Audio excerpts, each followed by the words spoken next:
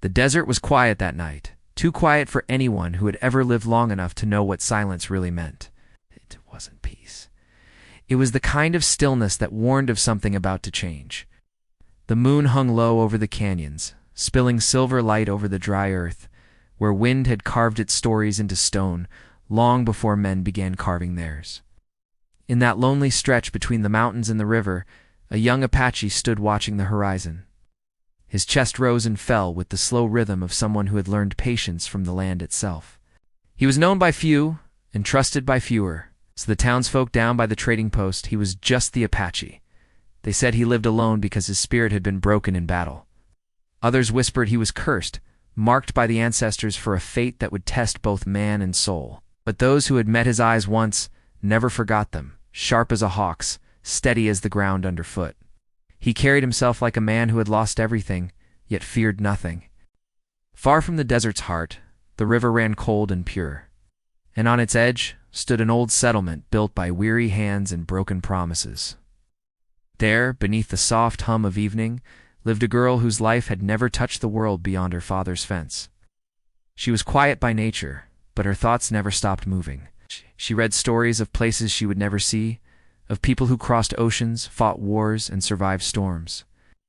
But none of those tales prepared her for the one that was about to find her. It began when her father's wagon wheel broke near the canyon road. He sent her to fetch help, though the sun was already melting into the cliffs. She hesitated. Everyone warned her not to wander that way after dusk. They said the Apache spirits walked there, guarding the earth that had been stolen from them.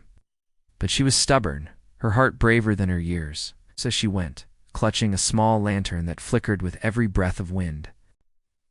The path twisted through the rocks where shadows grew deep and the air turned heavy. Each step echoed like a heartbeat, steady at first, then faster. She tried to listen to the crickets, the wind, the whisper of her own fear, until all sound vanished except for the faint rush of water ahead. When she reached the river's bend, she stopped. Someone was there. He rose from the water as if born of it, the firelight from her lantern glinting off his wet skin. His hair, braided and long, clung to his shoulders, and his eyes, dark and unreadable, fixed on her like she had stepped into his world uninvited. For a long moment, neither moved. The only sound was the river slipping past them. Then he spoke, his voice low, roughened by solitude. "You shouldn't be here." She meant to answer, but words failed her. Something in the way he looked at her, not with anger, but with caution, rooted her in place. It wasn't the wildness she had feared, it was something else, something that felt like recognition. He took a step closer, and the moonlight caught the scar running along his collarbone. She noticed the marks of a life lived without comfort, the strength, the weariness, the pride that time couldn't take. "Are you lost?" he asked. "No," she finally whispered. "Just looking for help." He studied her face, then the broken lantern trembling in her hands. Without another word, he turned and motioned her to follow. She hesitated again, caught between fear and a strange pull she couldn't explain. When she followed, the sound of her boots crunching against the dirt seemed too loud, too fragile in the vast quiet. He led her through a narrow pass toward a hidden cove where the water glowed blue under the moonlight. There was a small fire by the rocks, still warm. She looked around, realizing this was his place, untouched, secret, sacred. He knelt beside the fire and fed it a dry branch. The flames rose, painting his features in gold. She wanted to thank him, to explain herself, but something about the silence between them made words unnecessary. "You're from the settlement," he said after a long pause. She nodded. "They call us savages there." Her heart skipped. "I don't believe that." He gave a faint, tired smile, one that didn't reach his eyes. "Belief doesn't change what people do."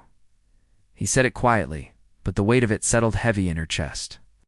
She didn't know what had driven him here, what pain had carved those lines into his face. But she could feel it, like a storm that never truly ended. Hours passed like minutes. The wind softened, the stars gathered above, and the fire's glow flickered against the canyon walls. She found herself telling him about her home, her father's fields, the loneliness she carried even among her own kind. He listened without judgment, his gaze steady, as though her words were more than just sound, as though they mattered. When he finally spoke again, His tone had changed. "You should return before dawn." "I don't want to," she admitted, almost in a whisper. "Not yet."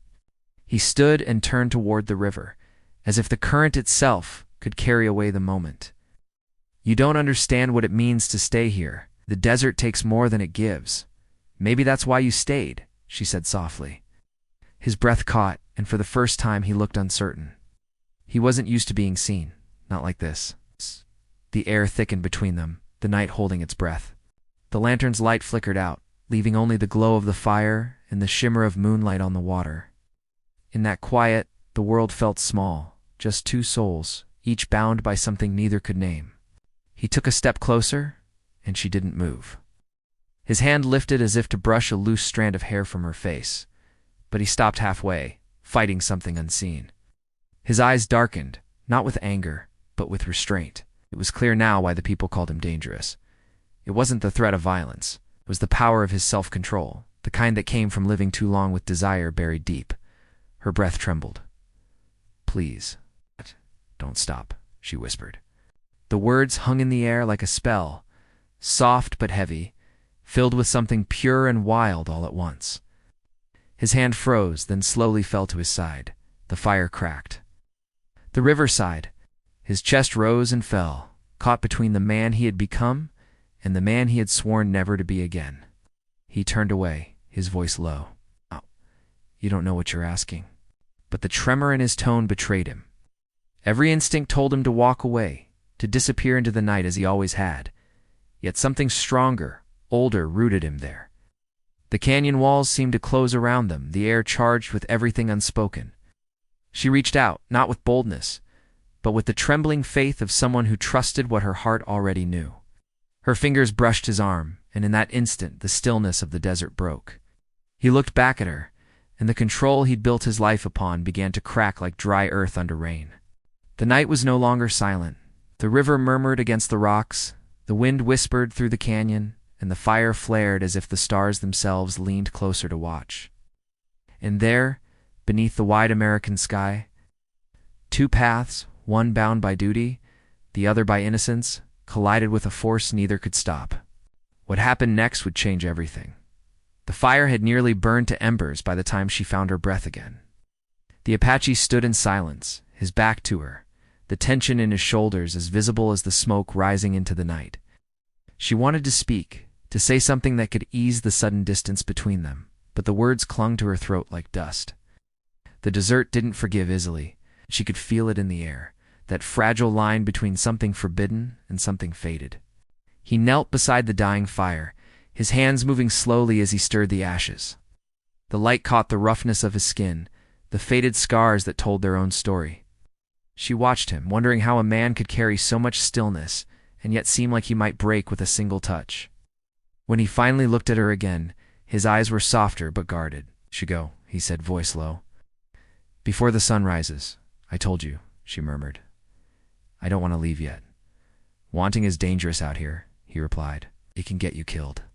His words carried the weight of experience, not warning. It was clear now this wasn't a man who spoke to frighten her. He spoke like someone who had once wanted something too much and paid for it dearly. She wanted to ask him what had happened, what wound had driven him into the wilderness to live alone, but something in his eyes told her not to. He turned back to the river, his reflection rippling in the moonlight. "They took everything," he said finally, as if answering a question she hadn't asked. "My people, my home, even my name." She swallowed hard. "And you stayed here?" "I stayed because this land remembers," he said quietly. "It's all I have left that hasn't forgotten who we were." The words struck her like a wave. She'd grown up hearing stories about men like him, fierce, proud, untamed. But none of those tales ever spoke of loss. None ever showed the loneliness behind those eyes. When the first light began to rise over the canyon, he stood and began gathering his things: a worn leather pouch, carved wooden flute, and a small necklace made of bone and turquoise.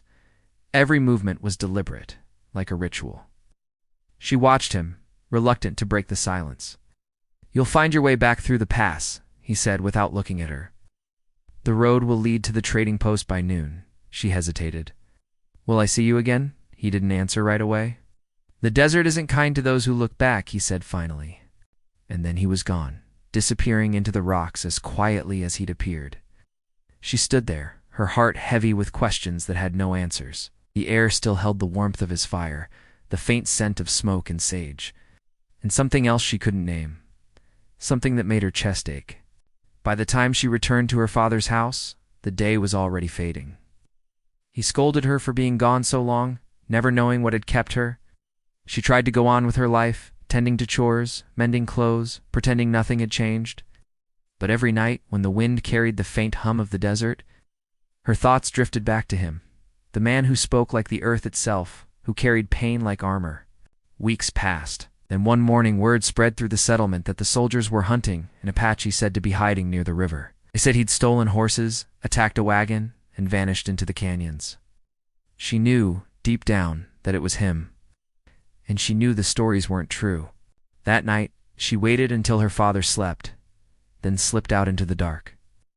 The moon was full again, lighting her way across the plain.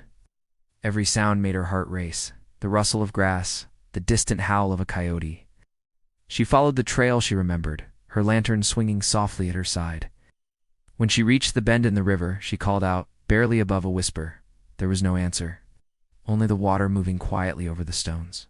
She turned to leave, her chest tight with disappointment, when a shadow emerged from the rocks. "You shouldn't have come back," he said, stepping into the light. "I heard what they said about you," she said quickly. "I don't believe it." His jaw tightened. "Belief doesn't matter. It'll come whether you do or not. Then let me help you." He shook his head. "You can't help me. You'll only get hurt." "I don't care," she said, and the words came out sharper than she meant. "I can't just stand by while they hunt you." For the first time, he seemed at a loss for words. The look in his eyes softened, though the storm behind them never fully faded. "You have courage," he said quietly. "But courage doesn't always save people." He led her deeper into the canyon, where the water grew shallow and warm. There was a hidden cave there, carved by time, where sunlight spilled through cracks in the stone. Inside, small carvings covered the walls, markings of his people, stories etched long before either of them was born. "This is where my father brought me," he said, running his hand along the stone. "He said our ancestors' voices live here. Come to listen when the world outside forgets us." She stepped closer, tracing the carvings with her fingers. "They're beautiful," she whispered. "They're all that's left of a world that once was," he said. "The rest has been taken." She turned to face him. "And what about you? What's left of you?" He looked at her for a long time before answering. "Enough to remember, not enough to belong." The words lingered between them, heavy and real. She wanted to say that he wasn't alone anymore, that something in her heart already felt tied to his, but she didn't. Instead, she sat beside him in the glow of the cave, listening to the steady rhythm of water dripping from the rocks. Outside, the wind began to rise. The scent of rain carried on it, though rain rarely came this time of year. It was as if the desert itself was stirring, restless, aware of the fragile thread connecting to souls who were never meant to meet. When thunder rumbled across the sky, he looked toward the entrance. "You should go," he said again, but his voice lacked conviction. "Every time you tell me that," she said softly, "I want to stay more." He turned toward her then, and for the first time, she saw something break in his expression. Not weakness, but surrender. "You don't understand," he said. "Not the man you think I am. I've done things to survive that I can't forget." "Then let me remember them with you," she said. "Maybe you don't have to carry them alone." He closed his eyes, the muscles in his jaw tightening. "You shouldn't say things like that." "Why not?" "Because words have power," he said, voice trembling just enough for her to notice. "And you don't know what yours are doing to me." The rain began to fall, soft at first, then harder, echoing against the canyon walls. They stood together at the edge of the cave, watching as the water turned silver under the lightning. The scent of wet earth filled the air, thick and alive. He looked at her again, the girl who had wandered into his solitude and refused to leave. The one who didn't flinch at the stories, who saw him not as a shadow but as a man. Something in him shifted then, something deep and long buried. "You should go before your world comes looking," he said. She shook her head. "They wouldn't understand." "They never will," he said. The storm grew louder, wind howling through the rocks. He stepped closer, his face inches from hers, his breath uneven. "If you stay, nothing will ever be the same again." "I know," she whispered.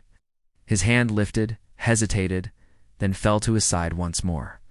The same battle raged inside him between duty and desire, between what was right and what was real. He turned away, fists clenched, forcing himself to walk toward the fire that burned low at the back of the cave. But before he could take another step, she spoke again, her voice barely audible over the rain. "You can't fight the wind forever," she said. He froze. Her words sank into him, as steady as the storm outside. For the first time in years, he felt something close to peace, fragile, fleeting but real.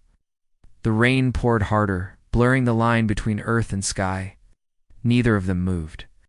The fire hissed as drops fell through the cracks above, sparks rising like tiny stars.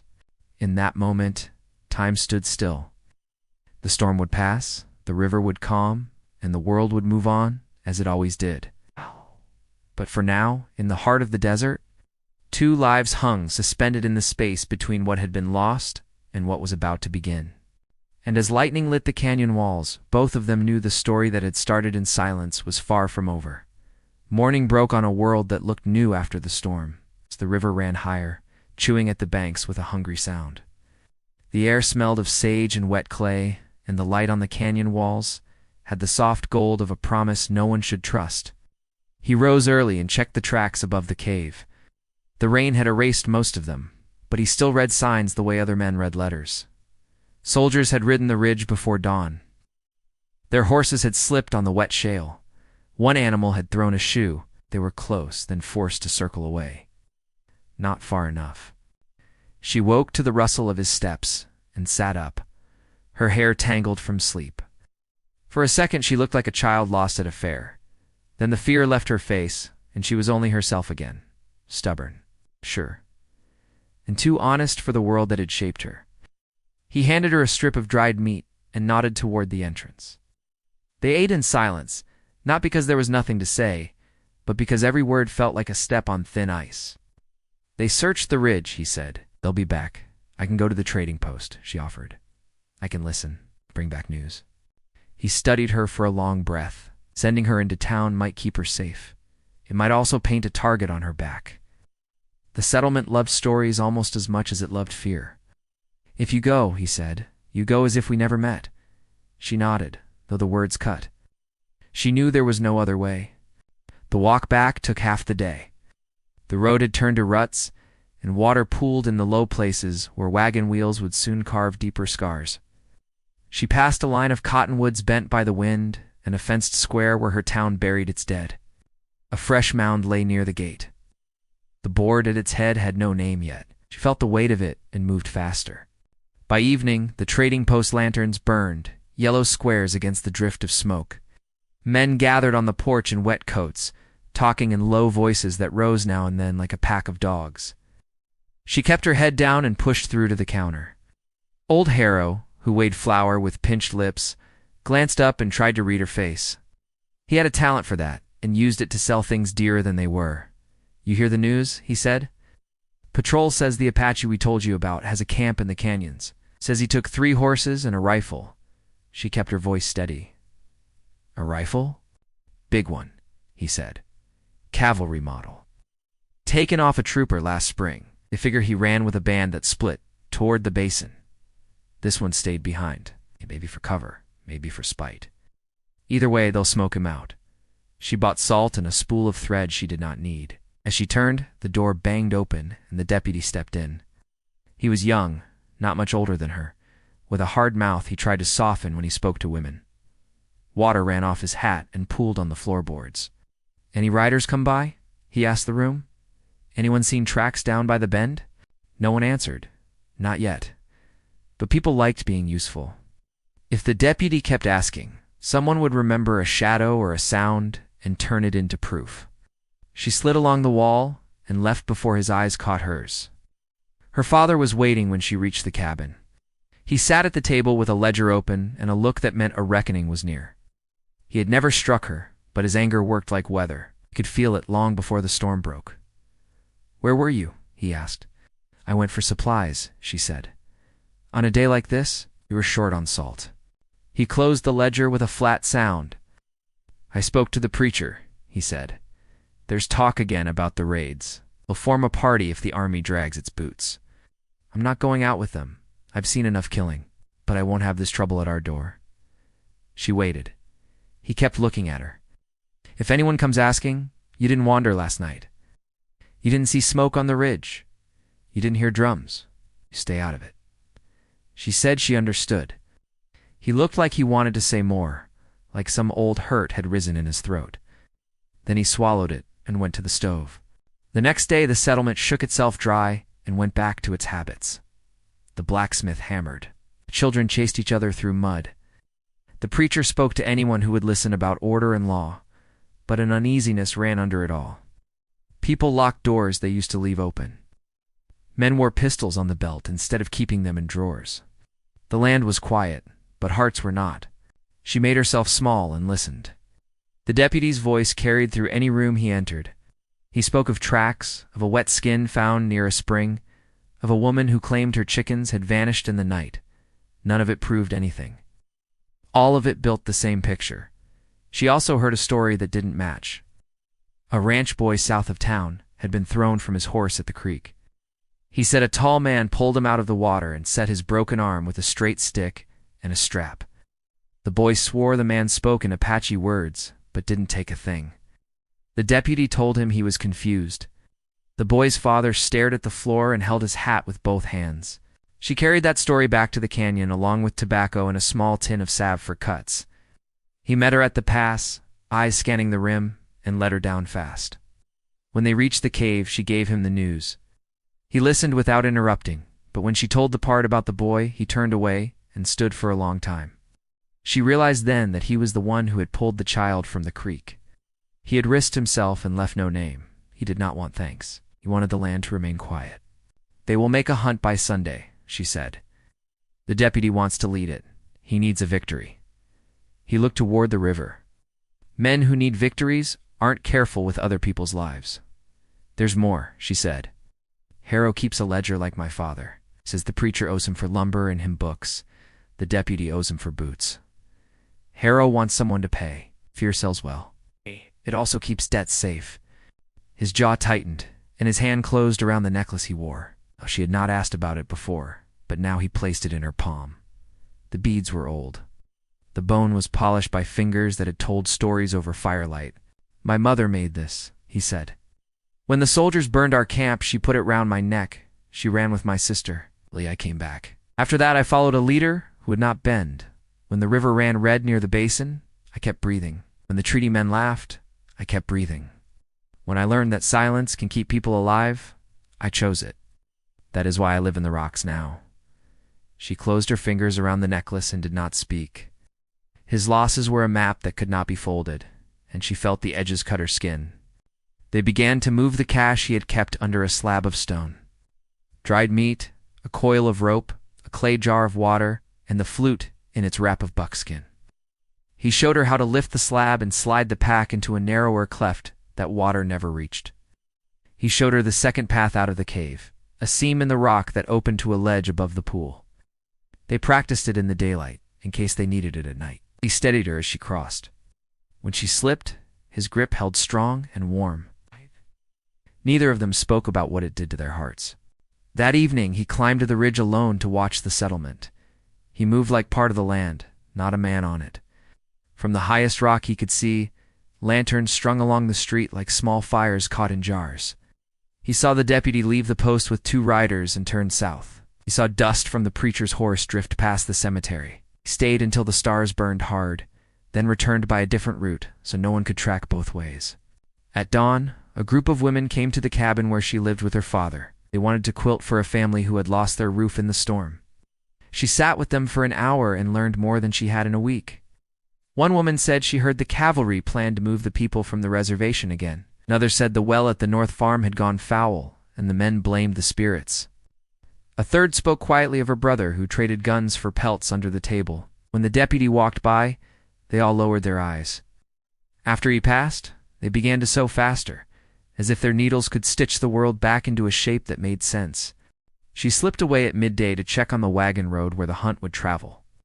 The mud had dried into hard plates that broke under a boot and left prints the size of a hand. She found places where a rider could wait unseen and places where the trail narrowed into a throat. She made notes in her head and tried not to think of what would happen if she was wrong. When she returned to the canyon, he was not alone. An older woman sat by the fire with a jar of herbs and a stare that measured everything. Her hair was streaked with gray and her wrists were wrapped with leather thongs. The smell from the jar was sharp and clean. "This is my aunt," he said. "She moves between camps. She warned me that patrol has a tracker with them now. Good one." The aunt looked at the girl as if she were a question she had not decided how to answer. Then she handed her a small pouch. "For blisters," she said, "and for fear. Put a pinch in tea. Not much." The girl thanked her. The aunt's eyes softened a fraction, then returned to the fire. "You brought the storm," the aunt told him, in their own tongue. "Not the one that falls from the sky, the other kind. Out. The one that lives in the heart." He took the scolding without protest. The aunt continued. She spoke of a trading route on the far side of the mesa, and a hawk that had circled above the camp, longer than a hawk needs to circle. She spoke of a boy who had disappeared from a ranch near the river and returned with new stories he would not tell. She said trouble was moving with many feet, and not all of them wore army boots. That night he showed the girl how to read the wind by the grass and how to tie a knot that would hold a horse but slip loose when you pulled the right end. He placed small stones along the ledge to mark safe footholds. He carved a notch in the wall at the height of her shoulder. If she reached that in the dark, she would know she had 3 steps left before the bend. The hours grew heavy with waiting. They spoke in pieces. She told him how her mother had died when she was young and how her father had grown quiet afterward, as if words were an expense they could no longer afford. He told her a story his grandfather had told him, about a river that held memories of every deer that stepped into it and every child that laughed by it. When a person listened right, the river told what it knew. He did not say what the river had told him lately. He did not need to. 2 days before Sunday, the deputy posted a notice on the door of the post. Men were to gather at first light with rifles and rope. Anyone who gave shelter to the Apache would be charged with aiding a criminal. Harrow nodded when he read the line about the rope, as if the word itself had settled a debt. The aunt left at dusk to carry warnings to families beyond the ridge. She hugged her nephew with a grip that spoke of both pride and worry, then placed her hand on the girl's shoulder in a gesture that felt like acceptance, or maybe a test. When the woman vanished into the scrub, the canyon felt larger and lonelier. He and the girl did not sleep. He kept the fire low and listened to the river. He showed her the flute and played only a few notes, not enough to travel. The sound was soft and raw, a song for a room smaller than a heart. She closed her eyes and saw fields under rain. He closed his and saw his mother's hands cutting meat into strips for drying. The notes faded. The night took back the silence. At dawn, a hawk screamed high above the ridge. He looked up and set his jaw. The girl followed his gaze and knew, without asking, that the day had come. She wanted to reach for his hand, but kept her fingers around the pouch the aunt had given her. He checked the ledge one last time and placed the flute back in its wrap. "They will start at the post," he said. "They'll ride south, then cut east to the pass. We'll draw them away at the broken mesa. You will go home." "No," she said.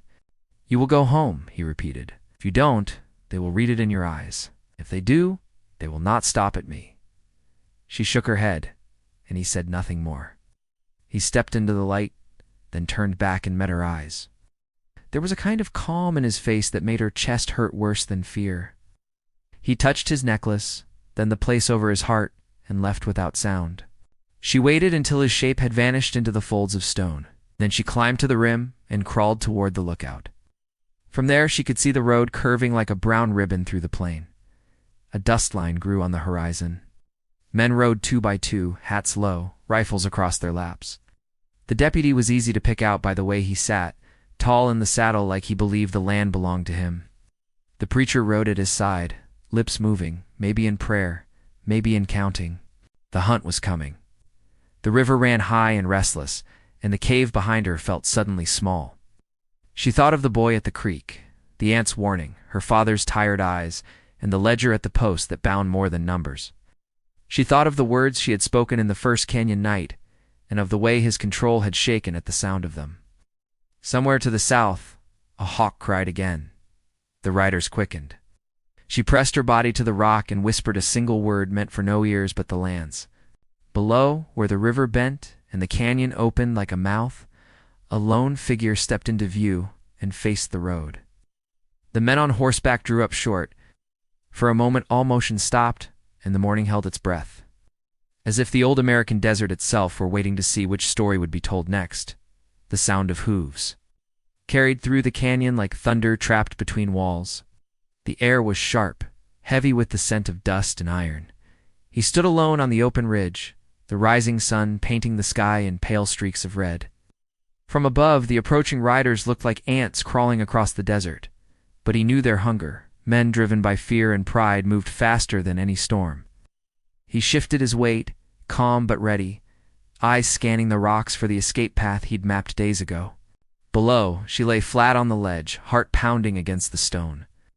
Every shout echoed up to her. Every metallic clatter of rifles hit her ears like a warning. She wanted to call out to him, to tell him not to face them, but her voice stuck in her chest.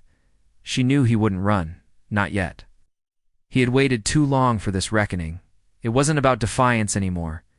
It was about being seen for what he truly was, not the monster they painted him to be. The deputy rode in front, dust rising around his boots as he dismounted. His coat was new, his revolver polished, and his eyes carried the hunger of a man who had never fought a battle, but longed to be remembered for one. Behind him came the preacher, his hands trembling as he held a Bible against his chest. He muttered words that got lost in the wind. The others spread out, forming a half circle that cut off every escape but the river. The Apache didn't move, stood tall, the morning light glinting off the water at his feet. The wind caught his braids, tossing them over his shoulders. His silence unsettled them more than any weapon could have. "You there?" the deputy shouted, voice cracking against the canyon walls. "Step forward and drop your rifle." He had no rifle, just a bow strung with sinew and a knife sheathed at his side. He said nothing. I said, "Step forward." The Apache took one slow step. His bare feet left prints in the wet sand, and when he stopped, he met the deputy's eyes. "I did nothing to your people," he said quietly. "But if you come closer, I will defend what is mine." The deputy laughed, but the sound was hollow. "You stole horses. You attacked settlers." "Lies," he said simply. The deputy's smirk faltered. The preacher shifted uncomfortably. One of the riders near the back looked uncertain, glancing toward the river as if half expecting ghosts to rise from it. From her hiding place above, she could see how quickly words were turning to danger. The air seemed to tighten with every heartbeat. She knew that even one wrong move would start something no one could stop. The Apache spoke again. "You hunt me because you're afraid of what you can't understand. I take nothing that wasn't taken first." The deputy's jaw clenched. "You talk like a man who thinks he's equal," he said. "But you're a fugitive, a savage." The Apache's gaze didn't waver. "Then you're no better than the men who burned my home." The deputy's hand twitched toward his revolver. The others tensed, horses snorting as the scent of gun oil filled the air. For a moment no one breathed, then a voice rang out hers. "Stop." Every head turned toward the ridge. She stood there, shaking but unflinching, her pale dress whipping in the wind. The deputy's face twisted in disbelief. "What in God's name are you doing up there?" he barked. She ignored him and looked at the Apache. "You can't fight them," she said. "Not like this." He didn't answer, but the slight shake of his head told her he wasn't surrendering either. He had made peace with what was coming long before this moment. The deputy motioned for two riders to circle toward her. "Get her down from there." "She doesn't know what she's saying." "Don't touch me," she cried, backing away from the edge. "You're wrong about him. He saved that boy from the river. He's not the one stealing your cattle or burning your barns." Her words hit like stones, scattering doubt among the men. The preacher frowned and looked at the deputy, who turned red with fury. "She's bewitched," the deputy said. "Don't listen to her." But one of the older men in the group lowered his rifle. "I heard that story too," he muttered. "About the boy. His tracks led back toward the North Basin, not here." "Hold your tongue," the deputy snapped. "You want to defend an outlaw?" Man hesitated, eyes flicking between the Apache and the girl. "I just want the truth." The Apache's voice carried clearly across the river. "The truth is, your men killed my people and called it law. You burn what you want and blame the smoke on us." The deputy drew his gun. "Enough." She screamed his name, but before the sound faded, a shot cracked through the air. The bullet struck the rock near the Apache's foot, splintering stone and sending dust into his face. He didn't move. The silence that followed was louder than the gunfire. The Apache lifted his bow. The string tightened, the arrow aimed not at the deputy, but at the ground between them. A warning. Another rider panicked and fired back, the shot ricocheting off the canyon wall. Horses reared. Men shouted. In seconds the air filled with gunfire, the sound rolling like thunder trapped in stone. She dropped to her knees, covering her head, dust stinging her eyes. The Apache moved fast, ducking behind a boulder, returning no fire but drawing their aim away from her. His movements were fluid, every step measured, every breath part of a rhythm older than the men who hunted him. When the smoke cleared for a heartbeat, he saw her crawling along the ridge, trying to reach the slope that would take her down. "Stay back," he called, but she didn't listen. She had never listened. The deputy saw her too and cursed, firing another round that hit the rock inches from her hand. The sound made her flinch, and she lost her grip, sliding down the slope in a rush of loose stones and dirt. She landed hard, near the water's edge, dazed but alive. The Apache ran to her, pulling her behind the rock where the river bent. "Why did you come here?" he said, voice breaking with anger and fear. "I couldn't let them hurt you," she said. "You think you can stop this?" "Maybe not," she said, tears streaking her face. "But I can stand with you." For a moment, time held still. Above them, the deputy's voice echoed, ordering the men to move in. The preacher's protests were lost in the chaos. Horses screamed. The older man who had doubted now tried to calm the others, shouting that they were shooting blind. No one listened. The Apache turned to her, his breath ragged. "When I tell you, run to the North Pass. Don't look back. I'm not leaving you. You have to," he said. "If they catch you here, they'll destroy you too. I don't care," she whispered. He gripped her shoulders, forcing her to meet his eyes. "You're not made for this war." Her voice shook. "Neither were you." Above them, another shot rang out. The sound hit like thunder, echoing across the water. He pushed her down, shielding her with his body as splinters of stone cut through the air. The river surged beside them, swollen and wild from the rain, crashing against the rocks as if it too raged against the violence. The deputy moved closer, rifle raised. "End this," he shouted. "You can't win." The Apache stood slowly, lifting his hands just enough to draw their attention away from her. The light caught his face, and for a moment he looked almost calm, like a man already walking with his ancestors. The wind pulled at his braids, and the river roared behind him. She saw it all from where she crouched, the calm before something irreversible. Her heart pounded so hard she thought it might break. The world felt suspended, every breath, every sound stretching thin as wire. The Apache's voice rose once more, steady and fierce. "You call this justice? I call it fear." The deputy's finger tightened on the trigger. The preacher shouted something, a prayer or a warning, but it was drowned by the crack of another gunshot. The sound tore through the canyon like lightning striking stone, and then the world went silent again. The river swallowed the echo, leaving only wind and the smell of smoke in the air. She looked toward the ridge, heart hammering, trying to see through the haze. The Apache still stood unmoving, a shadow against the burning light. The deputy lowered his gun slowly, uncertainty flickering across his face. No one spoke. No one moved. The silence carried the weight of everything that had led them here. The loss, the lies, and as the sun dipped behind the cliffs, the moment balanced on a knife's edge, waiting to decide who would fall first. The gunshot faded into the wind, and for a moment the entire canyon seemed to hold its breath.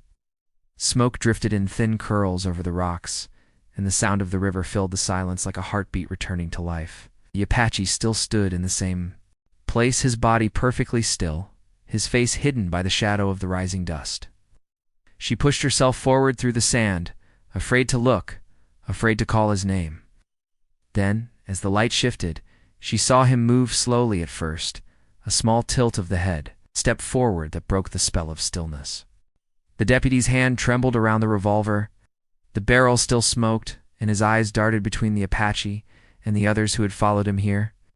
The preacher looked pale, gripping his Bible so tightly that his knuckles turned white. No one spoke. The wind howled through the rocks, scattering the echoes of what had just happened. "You missed," said one of the men at the back, voice rough with disbelief. The deputy blinked as if waking from a dream. "No," he muttered.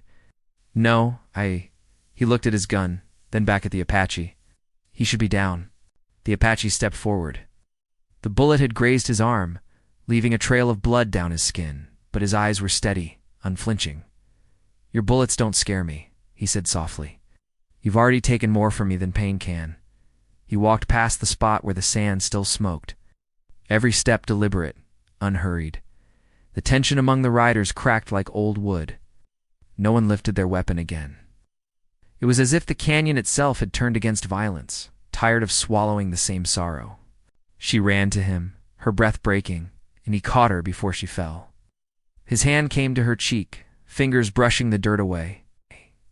"It's over," she whispered, though her voice shook with doubt. He looked toward the deputy, who stood frozen in shame and fear. "It's not over," he said. "But it could be." The preacher took a step forward. "There has to be peace," he said quietly. "If not now, then never." The deputy opened his mouth to argue, but no words came. His pride had always been his weapon, but now it turned to ash. The men behind him began to lower their rifles one by one, uneasy but unwilling to continue. The storm they had come to start had already burned itself out.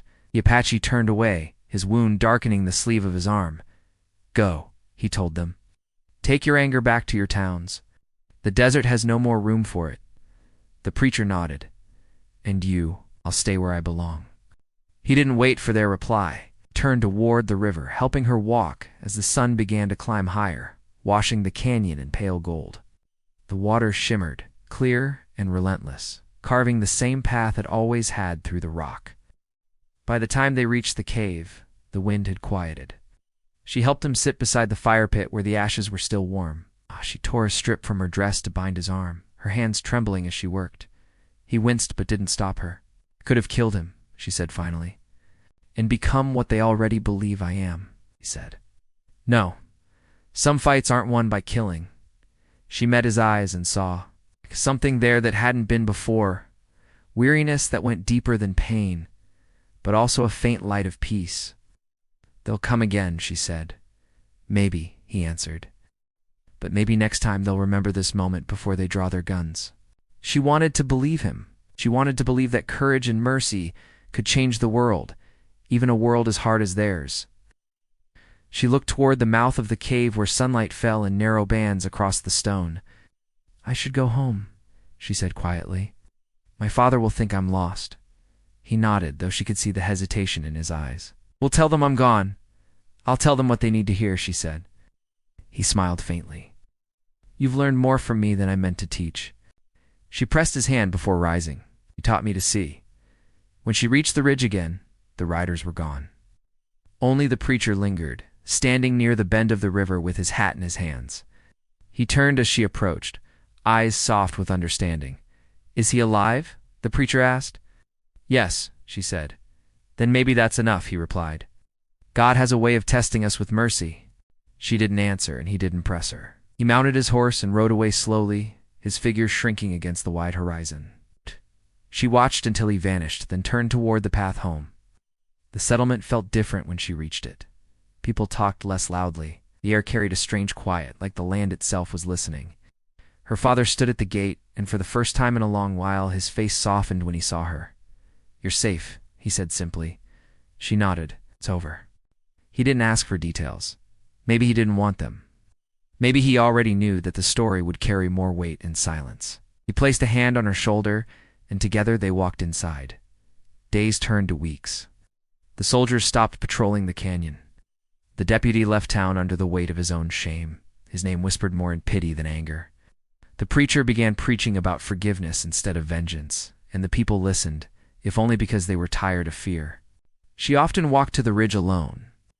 From there, she could see the river cutting through the land like a silver thread. Some evenings, when the wind shifted, she thought she heard the faint sound of a flute rising from the rocks. It was soft and distant, but the melody carried warmth, the kind that stays even after the sound fades. One evening, when the sky burned red with sunset, she found something left at the edge of the path, a necklace of bone and turquoise, resting atop a smooth stone. She picked it up, fingers tracing the worn surface, and felt her chest tighten. It wasn't goodbye. It was a promise. She held it close, then tied it around her neck. The stone felt warm against her skin, like the memory of a heartbeat. The wind rose, carrying the scent of sage and rain, and for a moment she felt as if the land itself breathed with her. Back in the canyon, the Apache sat by the river, watching the water move. The wound on his arm had begun to heal. The ant had returned, silent as always, tending to him without questions. When she left again, she said only, "The land remembers those who walk it with truth." He spent his days carving small figures into the rock, telling the stories his people had nearly lost. Each mark was a vow to endure, to keep breathing even when the world forgot.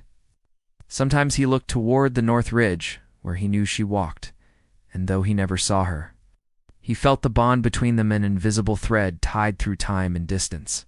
Seasons passed. The river shrank and swelled, the sun burned and softened, and life continued. The settlement grew quieter, its anger dulling with the years. New children were born, and old wounds became stories told beside fires. The desert did what it always did, remembered everything but spoke only in whispers. Years later, a young traveler passing through stopped at the trading post and asked about the carvings by the river. The old man behind the counter, once known as Harrow, now bent with age, smiled faintly. Those, he said, "They've been there longer than I can tell. Some say a spirit made them. Others say a man who'd lost everything. But the story I like is the one about the woman who heard music in the wind and never forgot it." The traveler laughed softly. "Do you believe it?" Harrow looked toward the canyon where the horizon met the light.